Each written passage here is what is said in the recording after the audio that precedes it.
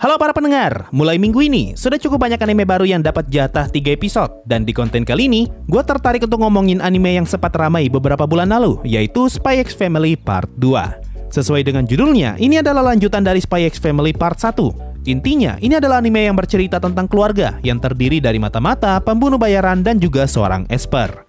Nah, di 3 episode pertama ini, anggota keluarga mereka akan bertambah satu lagi dengan datangnya seekor anjing. Ini karena Anya kepengen punya anjing untuk bisa dipamerin ke Damian.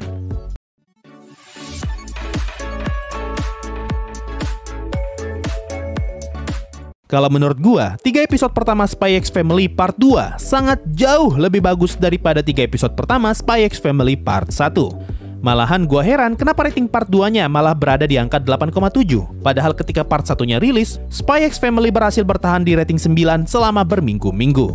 Pada saat itu, gue sebut kalau part 1-nya overrated, terutama di 3 episode pertamanya. Karena 3 episode pertamanya terlalu datar untuk bisa dapat rating setinggi itu. Tapi, giliran part 2-nya rilis dan beneran bagus, rating part 2-nya malah nggak bisa nyentuh angka 9 sama sekali. Apakah ini dikarenakan hype part 2-nya yang ketutupan sama hype anime lain, seperti Mas-Mas Gergaji dan juga Bleach? Atau hype Spy X Family memang sudah turun, dan fenomena part 1 pada saat itu hanya sekedar overhype? Gua nggak tahu nih mana jawaban yang pasti, silakan kalian nilai sendiri.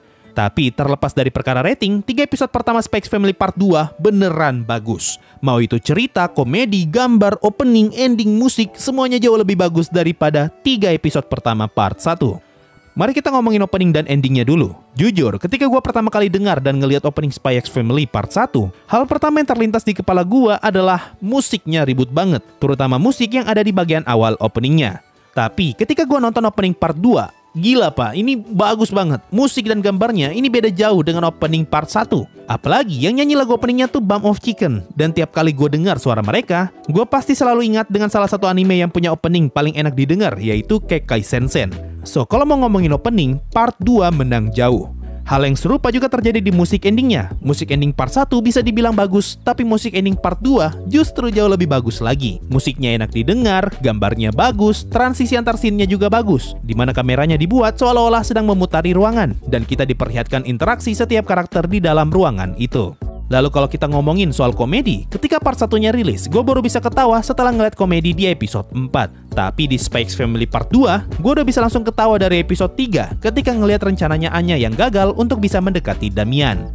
Belum lagi di episode 2, ada banyak banget momen lucunya Anya. Mulai dari dia yang gak bisa baca jarum jam, dia yang gak tahu 30 menit itu berapa menit, dan Anya yang kaget ketika ngeliat hanya ada kabel warna hitam.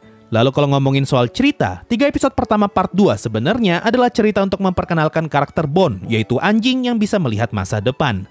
Di bagian ini ada banyak banget momen menyentuh, terutama ketika Bond ingin dibawa pergi, tapi hanya ingin tetap memelihara Bond. Selain itu secara cerita, 3 episode pertama part 2 jauh lebih kuat daripada 3 episode pertama part 1-nya.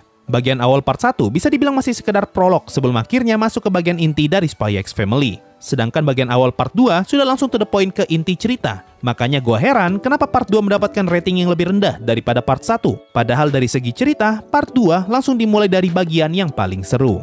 Dan hal terakhir yang gua suka dari part 2-nya adalah gambarnya yang semakin bagus. Apalagi scene ketika Bond ngebawa lari Anya dari atas tangga. Gua juga suka dengan cara mereka ngegambar Bond yang ngebuat karakter anjing ini jadi terlihat hidup. Contohnya ketika Bond diperlihatkan duduk karena dia capek setelah lari-larian ngebawa Anya ke lokasi bom. Intinya buat gua, part 2 Spy X Family jauh lebih bagus dan lebih berkesan daripada part 1-nya. Dan bisa dibilang, Spy X Family part 2 telah dibuka dengan awalan yang sangat kuat.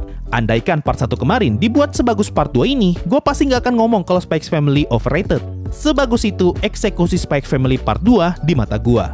Nah, kalau menurut kalian gimana? Apakah Spy X Family part 2 beneran bagus atau biasa aja? Coba komen di bawah. Makasih semuanya sudah mendengarkan. Bye-bye!